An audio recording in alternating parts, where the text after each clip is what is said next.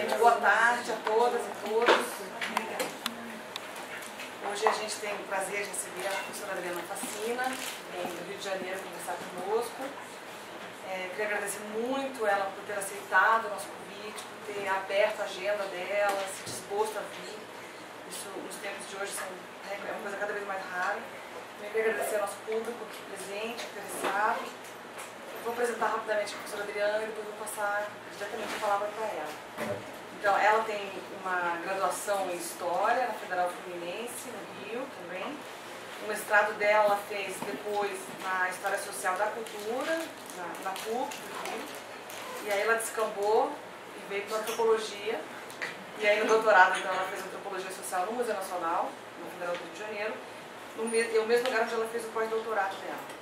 Ela tem, então, uma ênfase em Antropologia e História, na relação dessas duas áreas, né?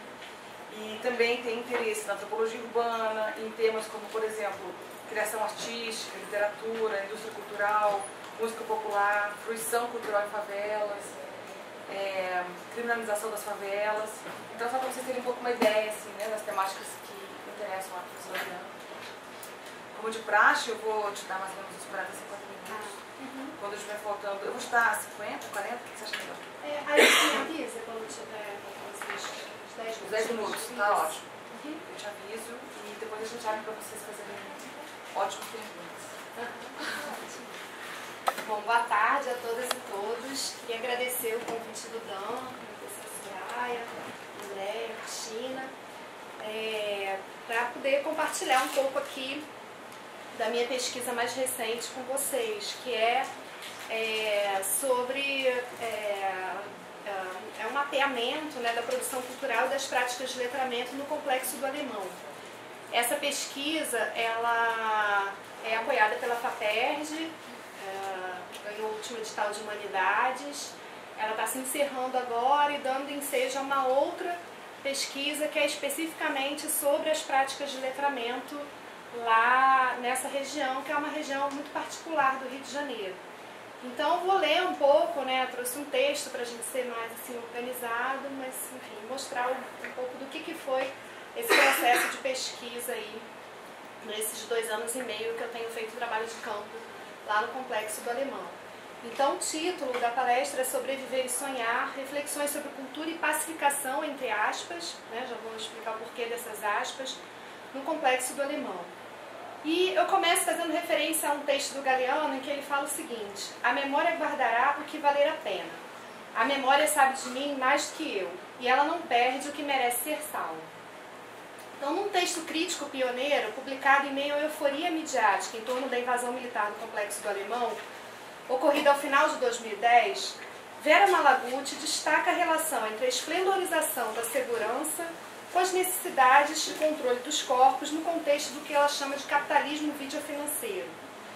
Apresentadas como novidades, as UPPs, Unidades de Polícia Pacificadora, de acordo com a socióloga, são parte de uma longa história remontando as pacificações, entre aspas, promovidas pela metrópole no empreendimento colonial. Controle de populações, opressão com os de baixo, domesticação de corpos para torná-los rentáveis, massacres em série. Eis a militarização da vida, agora em versão glamourizada por uma mídia com estética à la Tropa de Elite, segundo Malaguti. Um dos argumentos dos defensores das UPPs é que a presença da ocupação militar permite um florescimento cultural das favelas pacificadas, entre aspas, trazendo novas iniciativas e investimentos nesse setor. Shows, eventos, projetos socioculturais, ONGs, equipamentos públicos passam a integrar o cotidiano de um território que antes era representado nos meios de comunicação e na indústria do entretenimento, quase que exclusivamente como lugar da violência armada e da barbárie. Nessa argumentação, as UPPs se tornam uma espécie de marco zero cultural em favelas como Santa Marta ou o Complexo do Alemão. Uma matéria da URJ-TV, no Morro Santa Marta, realizada logo após a sua implementação, que foi da primeira UPP em 2008, mostrava crianças soltando pipa e afirmava que aquela atividade tradicional das brincadeiras infantis só era possível ali por causa da presença da polícia militar. Qualquer morador da cidade do Rio de Janeiro sabe que, se há locais na cidade nos quais soltar pipa ainda é prática disseminada, esses locais são as favelas. E isso independe da existência de ocupações militarizadas empreendidas pelo Estado. Os eventos que se tornaram rotina no Complexo do Alemão após a implementação de diversas UPPs naquele território também são sempre apresentados na televisão, sobretudo nos programas da TV Globo, como resultado da pacificação, como se nada ali ocorresse antes disso. A novela Salve Jorge, veiculada por esta emissora no horário nobre entre outubro de 2012 e maio de 2013, tinha como cenário um complexo do Alemão pacificado e folclórico, com suas brigas de vizinhas e moças permanentemente tomando sol nas lajes de suas casas. Frequentemente, as falas dos personagens favelados se referiam à ocupação armada como um benefício que teria transformado para melhor sua realidade, criando uma nova época na história daquele lugar, um recomeço. Essas representações invisibilizam iniciativas que existem há décadas nessas favelas: pré-vestibulares populares, veículos de comunicação comunitária, coletivos de grafiteiros, oficinas de audiovisual, artistas e grupos culturais diversos.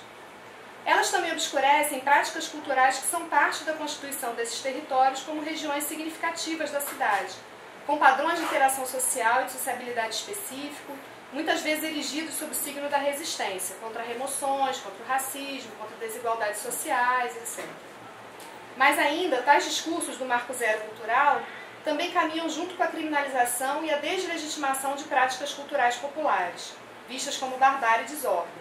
O caso mais explícito é o da proibição dos bailes funk, principal forma de lazer da juventude popular das favelas do Rio de Janeiro, nos locais em que são implementadas as UPPs.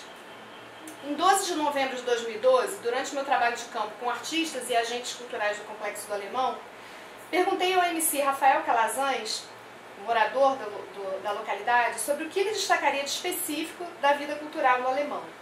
Nascido e criado no complexo, negro, estudante de serviço social na UFRJ, o jovem MC respondeu: não existiria o Complexo do Alemão se não fosse a cultura. E a cultura, não só a cultura artística do grafite, do rap, do pagode, do samba. Não, eu acho que é uma cultura de sobrevivência. Por exemplo, o Gato Net.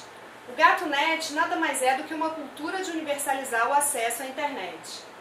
O Gato Luz nada mais é do que uma cultura da sobrevivência para universalizar o acesso à luz. Cultura da favela, do Complexo do Alemão principalmente, ela veio sempre da solidariedade. Então é assim, se você que mora embaixo do morro tem uma internet, o cara que mora aqui no pico da grota tem que ter. Então pega os fiozinhos, vai engatando até chegar lá. Se você mora no pé do morro e tem saneamento básico, mano, puxa um caninho lá da puta que o pariu e vem emendando, fazendo gato, passando perrengue. Então, essa cultura, que é o que eu acho mais importante, incrível, essa cultura da sobrevivência é fundada numa solidariedade, uma identidade de irmandade mesmo, que eu acho assim que é mais...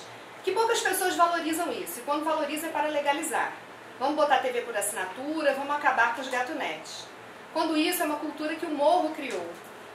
Lan houses que foram criadas na própria favela para dar acesso à internet, mototáxi. Então, a primeira cultura que a gente tem é uma cultura da sobrevivência. A gente tem uma realidade difícil, então como vamos superar ela?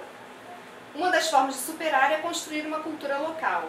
Fora isso, a parte mais tradicional da cultura, isso daqui, cara, é um celeiro de artistas. Artista tanto do grafite, do pagode, do samba. Você tem a quadra da Imperatriz, que é uma escola de samba do Rio de Janeiro, aqui na Pedra do Sapo, já do início. Era o encontro dos neguinhos com cachaça e violão, fazendo música, fazendo samba. Não tinha luz no Complexo do Alemão, era tudo roça. Aí começou dali. Cada beco aqui tem uma certa identidade. Assim, mais do que expressões artísticas específicas, a cultura, nesses termos, envolveria modos de vida permeados de solidariedade e de estratégias para garantir direitos e acesso aos benefícios da modernidade, como luz elétrica, água encanada, internet e TV a cabo. A criação artística não pode ser separada disso, segundo o MC, pois ela é gerada pelos mesmos valores e elabora simbolicamente práticas cotidianas do chão dos becos que se tornam a matéria-prima da criatividade.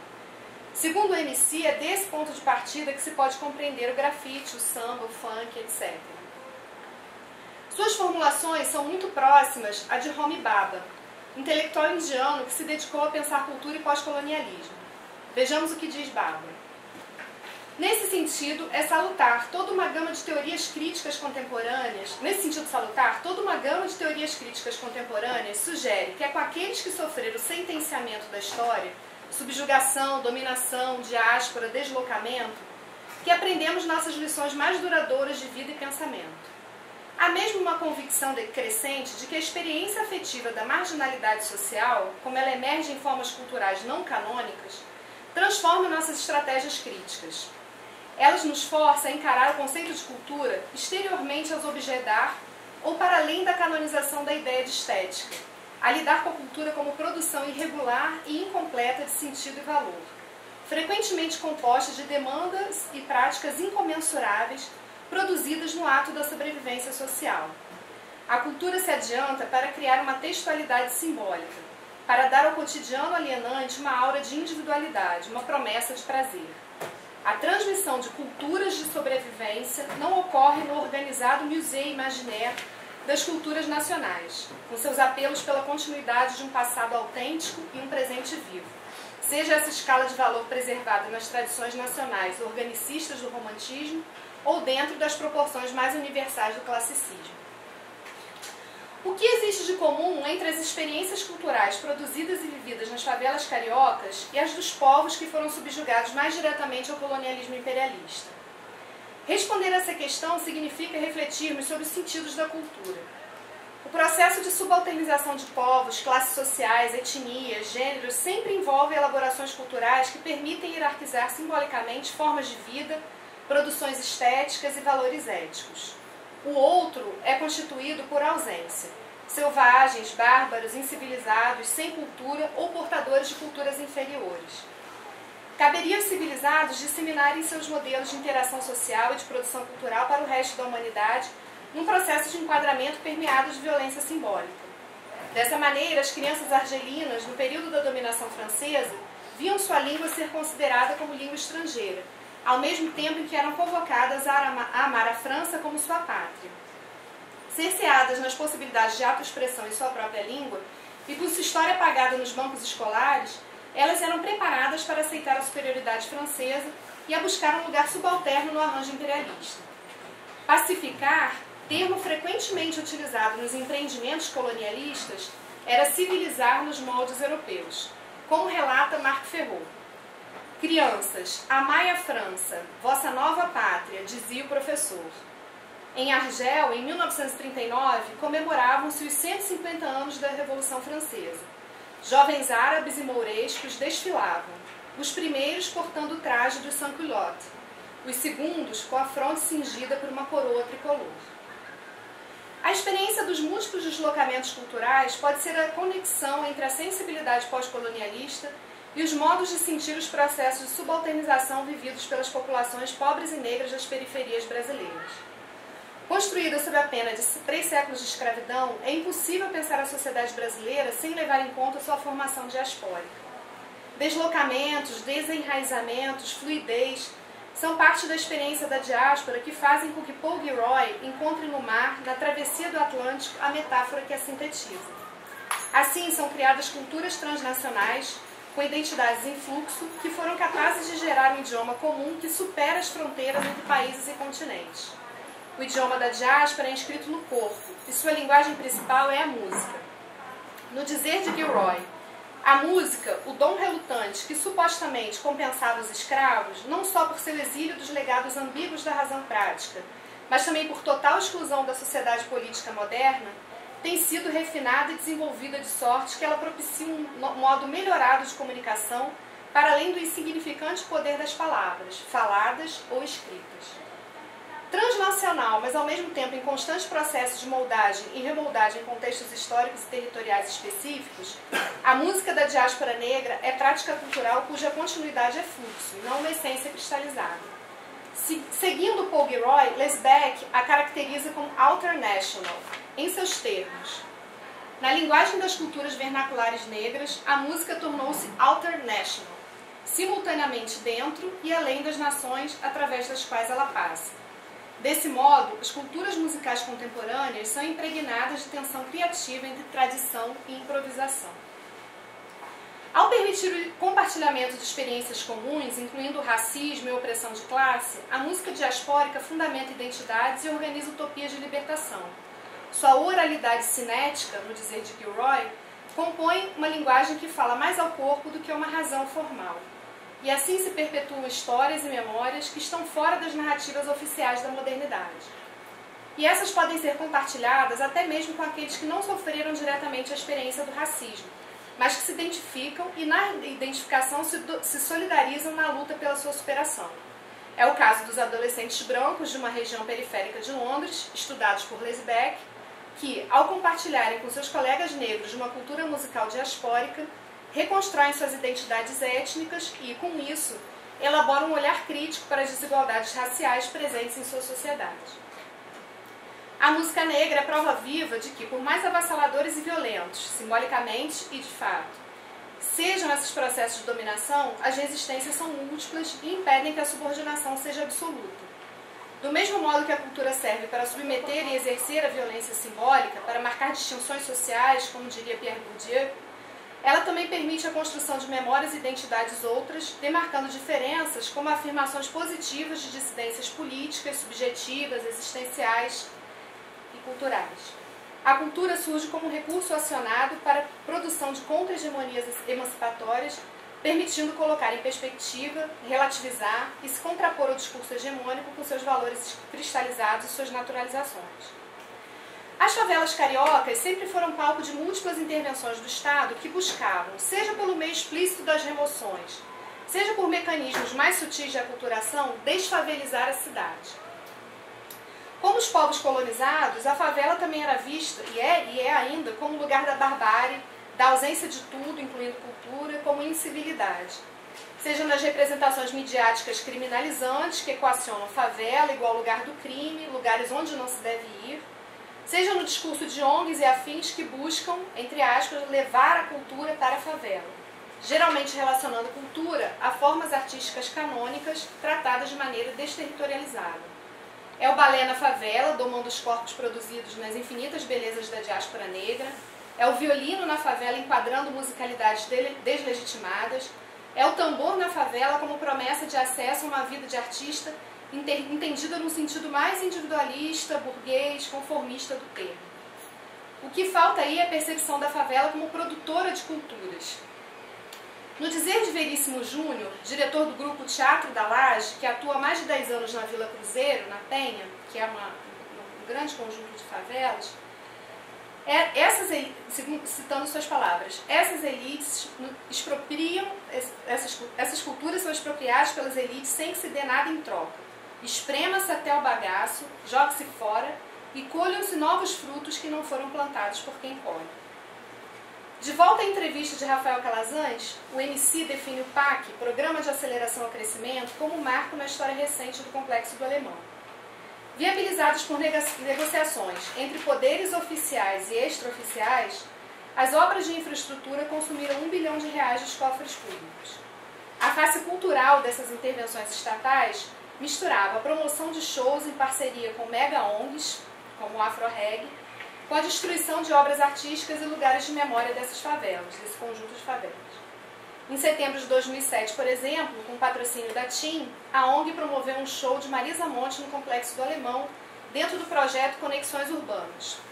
O evento, muito noticiado na imprensa na ocasião, ocorreu poucos meses após a chamada Chacina do PAN, quando no mínimo 19 pessoas foram mortas por forças militares do Estado em um só dia, à véspera da realização desses jogos internacionais. Segundo notícia da Folha de São Paulo, em relação ao show, no local do show havia várias faixas anunciando a presença do governador do Rio, Sérgio Cabral, que acabou sendo representado pelo vice-governador Luiz Fernando Pezão. Essa segunda etapa do Conexões Urbanas está associada às obras do PAC. Pezão anunciou um investimento de 480 milhões para obras no complexo. José Júnior, coordenador do Afro-Reg, disse que é a primeira vez que o movimento tem relação de intimidade com o governo estadual. Nos últimos 3 dias, a Força Nacional de Segurança passou a fazer o policiamento, inclusive à noite, no lugar da Polícia Militar, para reduzir a tensão e permitir o show. Ao mesmo tempo em que esses eventos eram promovidos, as obras do PAC destruíam uma galeria de grafite a céu aberto, situada na Avenida Central, no Morro do Alemão. É uma das favelas do complexo. Feita por artistas locais e por outros vindos de fora, a convite dos grafiteiros do Alemão, a galeria da Avenida Central era motivo de orgulho de seus moradores. Com a derrubada das casas e de muros para ampliação da rua, os grafites foram eliminados. Segundo a fala, né, dos grafiteiros, a partir de um estranho arranjo, como eles dizem, um grafiteiro de São Paulo, bastante famoso, Eduardo Cobra, foi convidado a elaborar grafites que enfeitam algumas das estações do teleférico, principal obra do PAC no Complexo do Alemão. Perguntei a Davi Amém, um dos mais respeitados artistas do grafite local, se ele havia sido convidado a pintar suas obras no teleférico. E ele me respondeu que não, e que desconhecia como se teria dado a escolha do Estúdio Cobra para realizar tal empreitada. Qual a lógica de uma intervenção pública que destrói as obras dos artistas do território, realizadas autonomamente, e põe em seu lugar, com a mesma linguagem, o grafite, obras de um artista de fora realizadas sob encomenda e patrocínio do Estado? Penso que, simbolicamente, é a mesma lógica subjacente à escolha do nome da escola pública construída como parte do PAC na Avenida Itararé, uma das principais vias de acesso ao complexo. Colégio Estadual Jornalista Tim Lopes homenageia o jornalista assassinado por criminosos moradores do território. Fartamente divulgado na grande imprensa, a versão de que Tim Lopes teria sido capturado por comerciantes varejistas de drogas ilícitas, ou traficantes, categoria nativa para vários grupos, ao investigar uma denúncia de exploração de menores em baile funk na Vila Cruzeiro, gerou uma onda de criminalização desse gênero musical. Essa versão é contestada pela APA Funk, Associação dos Profissionais e Amigos do Funk, cujas lideranças afirmam ser impossível uma investigação de baile funk ser realizada às 20 horas, horário em que ele foi pego, já que essas festas só começam depois da meia-noite, e pelo inspetor que foi afastado do caso, Daniel Gomes. Fato é que Tim Lopes foi torturado e morto com requintes de crueldade, e é isso que as crianças e jovens que estudam nessa escola são obrigados a lembrar todos os dias. Nas entrelinhas do discurso, podemos ler a permanente memória desse crime como parte de um cotidiano escolar que percebe no destino dessas crianças e jovens moradores do Complexo do Alemão a semente do mal, e várias vezes utilizado para se referir a essa juventude. Nem sempre as armas precisam estar à mostra para que a militarização da vida se faça presente. Afinal, pacificar é fazer a guerra por outros meios, é garantir a conquista do território ocupando também corações e mentes.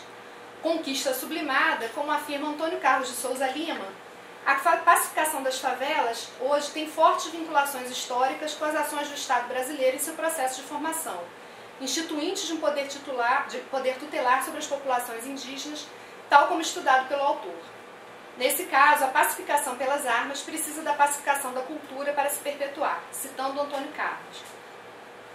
A conquista implica em fixação de parte do povo conquistador nos territórios adquiridos pela guerra. Esse processo se amplia à vitória militar, configurando um maior afluxo de população originária das unidades sociais invasoras. Tal envolve o desdobramento da organização militar conquistadora em uma dada forma de administração, para gerir a exploração sistemática do butim e a transmissão de alguns dos elementos culturais e valores principais do invasor, capazes de, por sua presença, definirem o pertencimento dos ocupantes daqueles territórios a uma totalidade social mais inclusiva e com maior dependência funcional entre suas partes, signos e valores, cuja introdução / cotidianização / reprodução seria realizada através de instituições concebidas para esse fim. Há semelhanças significativas com a lógica que orienta uma ocupação territorial armada, as UPPs, a colocar policiais para agirem como árbitros culturais, definindo o que pode e o que não pode ser manifestado. Quase sempre, o que pode não tem relação com as culturas próprias das favelas, ainda aquelas que articulam resistência e resistência na percepção dos seus moradores. Sob suspeita, as populações criminalizadas veem suas expressões culturais tornarem-se crime ou serem vistas como inadequadas, termo utilizado por especificamente um comandante de UPP, aos novos e civilizados tempos. Ao invés do funk, a música erudita a tocar, no único e mesmo CD repetido a exaustão nas estações do teleférico do Alemão. É a festa de rua que termina sob ordens policiais é a dispersão das rodas de bate-papo nos becos. Circulando, circulando, diziam os policiais, impedindo assim que circulem experiências, informações e sociabilidades comuns. A rua é esvaziada justamente num território da cidade, do Rio de Janeiro, no qual ela ainda possui um significado público, na contramão do processo de privatização que afeta fortemente a vida urbana carioca nas suas regiões mais abastadas. Mas essas práticas culturais sobrevivem. Sobrevivem porque, enquanto culturas de sobrevivência, nos termos do Calazans, aprenderam a fazer da dificuldade e do sofrimento as matérias da criação. Sobrevivem porque ressignificam a vida, dão uma força e energia para se continuar. Sobrevivem porque portam vozes imemoriais tornadas contemporâneas, que produzem outras versões sobre o que é o mundo e sobre o que ele deveria ser. É o grafite que volta a ocupar os muros que sobraram. É o baile funk que volta a ocupar a rua da favela. É a batalha do passinho que desafia no corpo as iniciativas de domesticação e institui o que eles chamam de orgulho dance, com Y no final. Eu sei, você não sabe, quero ver fazer igual, frases que eu ouvi de bailarinos de passinho no Morro da Providência, me contando como desafiavam com sua dança os jovens policiais da UPP. É o rap do MC desafiando o coro dos contentes ao cantar "Polícia passa e fica a dor". Nessa letra há todo um desvelamento da história que se dá por meio da torção do significado hegemônico do termo pacificação, entre aspas, conectando os sofrimentos de hoje com os do passado. Na longa duração, a polícia que passa e deixa a dor traz um cortejo de massacres formados por corpos indígenas, africanos, favelados, resumindo o processo de formação do Estado brasileiro. Leio a letra do MC. Paz sem voz não é paz, é medo. Paz sem voz não é paz, é gueto. Favelado merece respeito, não tapa na cara e porrada nos peitos. A gente não quer só polícia, a gente quer comida, diversão e arte. A gente não quer só polícia, a gente quer comida, diversão e liberdade. Cadê o baile acabou. E os morador, tapa levou. É os homens de 12 na mão. Se questionar, vai pro camburão. Polícia passa e fica dor. Polícia passa e deixa dor. Polícia passa e fica dor. Hoje no complexo um neguinho chorou, pois seu pai foi e não voltou. A mãe tá triste e orou ao Senhor. A polícia passou, mas a dor ficou. Cantar funk é uma oração para que a paz não venha de caveirão. Que sobre isso não venha mais cantar favela de dor, mas não para de criar. Diaspóricas, as culturas das favelas são narrativas que portam a memória de lutas, experiências compartilhadas que se perpetuam na história por meio das poesias, das músicas, das formas de interação social, da arquitetura, e em tantos outros lugares onde a criatividade enfrenta o mundo tal como ela é e ensaia o mundo como vir a ser, né? Parafraseando Barthes, né? Quando ele fala sobre cultura. Mais uma vez fico com a fala do MC Calazans. Ele diz o seguinte: a arte não sai do nada, ela precisa ser provocada. Aqui na favela ela é provocada por uma série de razões. A mais forte que eu vejo é a razão de dar traços artísticos a uma realidade que é muito dura, de sobrevivência mesmo. Eu acho assim, na favela a gente tem muito claro que viver e morrer é uma linha tênue que separa as coisas. Viver e morrer aqui é muito, sabe, é o tempo inteiro esse confrontamento. Como que eu vou inventar arte do nada vivendo nisso? Como é que minha arte vai sair de uma abstração que eu tive vendo a favela da Grota, o teleférico e aí sair do nada? Impossível, impossível. Eu não consigo entender uma parada dessas.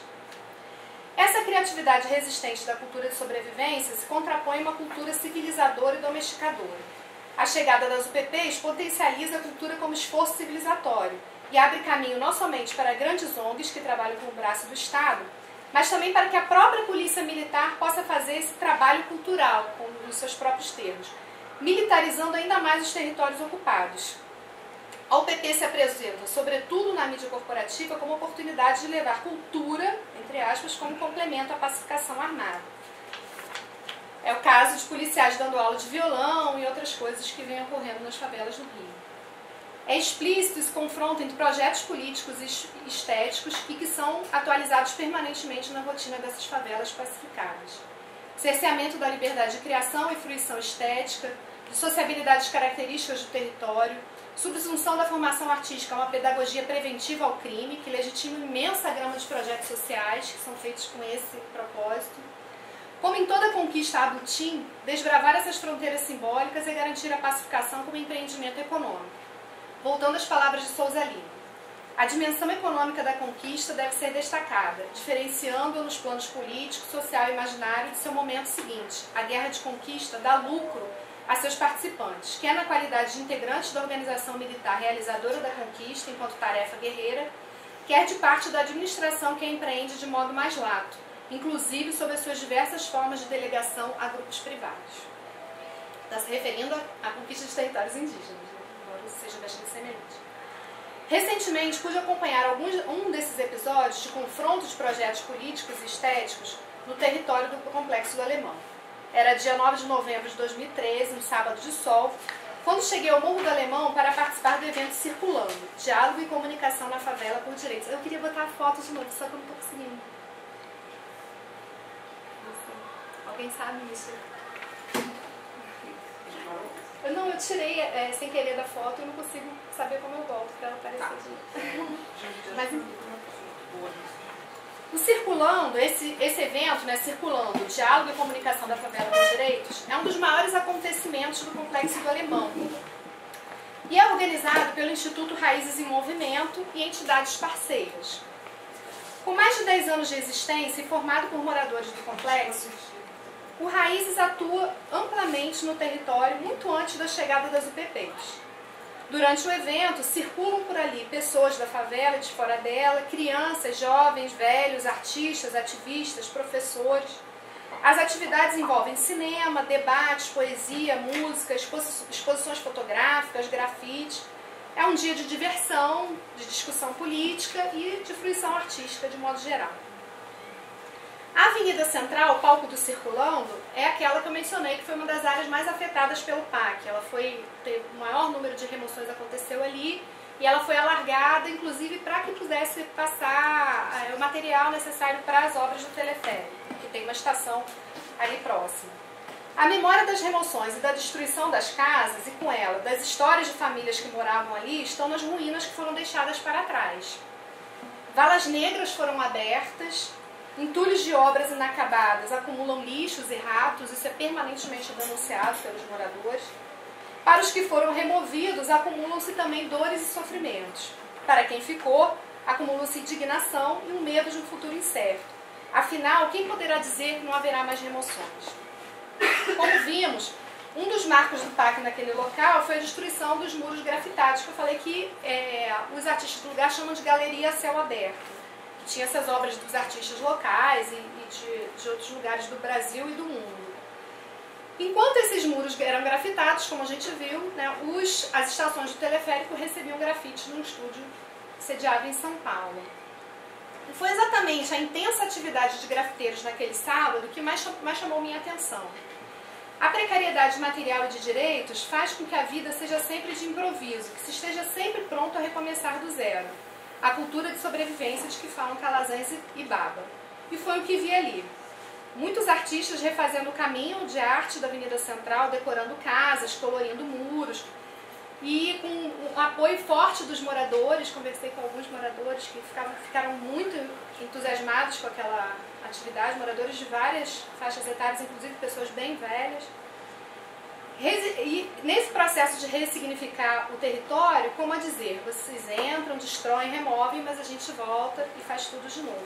Lembrando da música do Zequete, Opinião, criada para protestar contra as remoções da década de 60, mas que traz à memória a longa história das lutas dos favelados do Rio de Janeiro pelo direito à cidade, né, que diz, podem me prender, podem me bater, podem até deixar-me sem comer, que eu não mudo de opinião. Daqui do morro eu não saio não. Se não tem água, eu furo um poço. Se não tem carne, eu compro um osso e ponho na sopa e deixo andar. Fale de mim quem quiser falar. Aqui eu não pago aluguel. Se eu morrer amanhã, seu doutor, estou pertinho do céu. Mas um grafite entre todos foi especial. Uma escada no meio do caminho, no meio do nada, sozinha, né? Levava ao segundo andar de uma casa que não existia mais. Deixada ali, espécie de símbolo do descaso, como os moradores vão se referir a essa escada solitária no meio do caminho, era também uma afronta e uma ameaça. Bem construída, mostrava um grande investimento de recursos e esforços de uma família removida. Não era uma casa de quem chegou ontem, era uma casa construída e melhorada por anos de trabalho de seus moradores. A escada mostrava isso. Quando cheguei, o artista plástico Mário Band, morador da região, varria aquela escada de modo caprichoso, detalhista.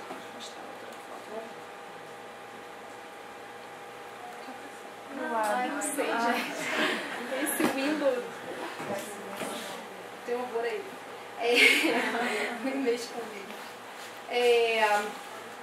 E ele varria com muito cuidado essa escada isolada do meio do nada. A cena era um tanto surrealista. Uma escada sem uso, varrida com tanta dedicação. Em seguida, começaram a vir as cores, as formas, os desenhos geométricos, as gotas de tinta escorrendo pelos degraus, dando movimento e beleza ao símbolo do descaso, como era chamado. Aos poucos, novos sentidos foram sendo criados. Resistência e resistência tecendo outras memórias, entrelaçando a dor dos que foram removidos com a invenção de um futuro melhor e mais esperançoso. O símbolo do descaso foi se transformando num monumento que fazia com que os que passavam rissem, fotografassem, admirassem. Reviviam a casa e homenageavam com sua admiração os que não moravam mais ali.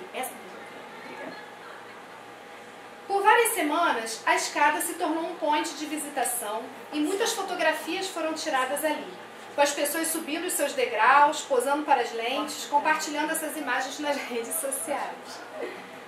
A escada, que antes dava em lugar algum, se abria agora para o céu, amplo de horizontes e sonhos, parecendo indestrutíveis como as tintas dos grafiteiros do Alemão.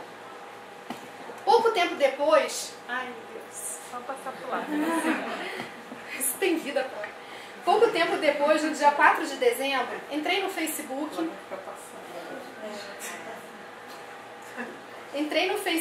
e fiquei sabendo, por Elcimar Lopes, agente cultural... Oh, meu Deus, peraí. Agente cultural e integrante do Instituto Raízes em Movimento, se quiser desligar, pode desligar, que a escada havia sido destruída. Nos comentários da foto da destruição da escada, por menos de um mês depois, né, postada no perfil do Elcimar, algumas falas indignadas dos moradores nos comentários. Enumerei alguns desses comentários abaixo. Primeiro, na hora que tinham mesmo que derrubar, ninguém o fez. Depois que virou obra de arte, passou a incomodar. O segundo comentário, eu não acredito nisso. Como podem, depois de tanto tempo que essa arte ficou nesse mesmo lugar, ninguém reclamou e vieram destruir? Fala sério, né? 3. Caraca, isso foi uma sacanagem. Poxa, eu tinha comentado com um amigo no sábado que eu achava muito show essa obra de arte. 4. Lembram da escada? Sim, aquela escada que depois da maravilhosa obra do PAC, aquela que mal começou, não serviu para nada e não foi concluída, ficou conhecida como símbolo do descaso. Durante o evento circulando, o grande artista Mário Band realizou um belíssimo trabalho de intervenção artística, tornando aquele esqueleto um monumento. Mas tudo que é bom e bonito para o povo incomoda aqueles que não são daqui, que não fazem questão alguma de se importar com nossa gente. E isso foi o que sobrou da escada. Fiquei de verdade emocionada quando vi as fotos que o Elcimar fez. Mais uma vez, essa gente tenta calar a nossa voz. Mas esta ação, por que não chamar de vandalismo? Mostra como a voz do povo, até aquelas que vêm em silêncio em forma de arte, é capaz de trazer à tona coisas que estavam esquecidas. Mário Bandes, sua arte incomodou, por isso veio ao chão. Mas tenha certeza de que mais do que nunca será eternizada por todos aqueles que entenderam a proposta do seu trabalho e por cada morador que por ali passava e via aquela que se tornou bela. Avante! De modo rápido, os tratores, não se sabe a mando de quem, se foi a prefeitura, o Colúbio, quem foi, destruíram a escada e retiraram seus escombros, ao contrário das ruínas das casas removidas que lá permaneciam e permanecem desde 2007. Somente aqueles escombros foram retirados. A rapidez foi tanta que Elcimar mal conseguiu guardar um pequeno pedaço da escada derrubada para recordação, a pedido do artista Mário Bandes. Uma moradora removida pelo PAC também relatou, durante minha pesquisa, que havia guardado um pedaço de parede de sua casa que foi posta abaixo. Esses gestos imediatamente me lembraram dos palestinos expulsos de suas casas, que guardam há décadas chaves e pedaços de parede. Qual o sentido dessa derrubada de uma escada que estava há anos naquele local? A tática de terra arrasada, de fato ou simbolicamente, frequentemente integra estratégias de ocupações militares e projetos civilizadores mais variados. A história assim o demonstra. Em permanente ameaça e frequentemente destruídas, essas manifestações culturais, resistentes, contra-hegemônicas, divergentes, seja lá o nome que dermos para isso, são obrigadas a inventar suas formas de permanência. Como um rio que muda, mas permanece o mesmo seu fluxo constante, a cultura de sobrevivência que caracteriza as favelas depende de criatividade e persistência, de uma continuidade resistente. Como lembra Galeano na epígrafe dessa fala que eu comecei, a memória não perde o que merece ser salvo. E o que merece ser salvo não pode, felizmente, ser decidido nos gabinetes onde é tramada a guerra aos pobres. E eu queria terminar minha fala lendo uma letra de uma música feita por um sambista, artista popular do Rio de Janeiro, que eu tenho a sorte de ter como marido, chamado Abel Luiz. Chama Minha Rotina.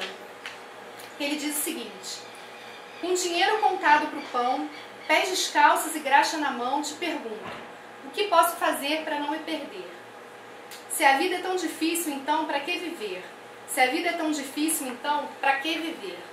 Recomeçar, perseverar, continuar. Essa é minha sina. Dá licença, meu senhor, não dou mole na pista. Sobrevivência é minha rotina. O olhar que julga minha conduta não vê a luta e nem do que eu sou capaz. Para quem só conheceu a força bruta, a dor é guerra e a dor também é paz. Às vezes me pego pensando no que fazer. Se a vida é tão difícil, para que viver? Às vezes me pego pensando no que fazer. E recentemente, lá no Museu Nacional, lá no PPGás, a gente teve a defesa de 2 dissertações de mestrado, uma da Tássia Mendonça sobre o Batã e outra da Ana Mazós sobre o Complexo da Maré, que apontam também para essa construção nos relatos das moradoras de favela, das moradoras, sobretudo, para essa ideia de uma cultura de sobrevivência. A Tássia, a sua interlocutora principal, é uma mãe que perdeu 2 filhos assassinados, né, e que fala na necessidade de saber levar a vida, né, de saber sobreviver.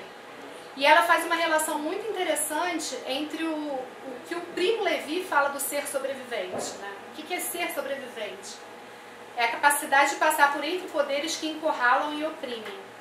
E uma mulher que perdeu os 2 filhos, um assassinado pela polícia e outro pelo tráfico, saber sobreviver é uma estratégia importante. E as outras mulheres, as estudadas pela Ana Mazós, no Complexo da Maré, são mulheres que frequentam um curso de um pré-vestibular popular, um preparatório popular para graduadas que querem fazer mestrado, né, para estudantes que se graduaram na universidade e querem entrar no mestrado. E aí uma de suas informantes, falando da dificuldade que é coordenar uma vida, né, de mãe, de trabalhadora e tal, com esse sonho de fazer um mestrado, tem a seguinte fala: essa coisa do imediato, de ter que dar conta, ter que sobreviver, acaba, de certa forma, te atrapalhando. E você acaba deixando se levar e acaba não priorizando outras coisas. Tudo te leva para você, tipo, tô cansada hoje, vou farrear, vou fazer tudo, menos estudar. A rotina, o cotidiano te leva para isso mesmo. E aí você se deixa levar. Então acho que são sensibilidades, né, percepções comuns do que é ser morador de favela hoje no Rio de Janeiro. Obrigada.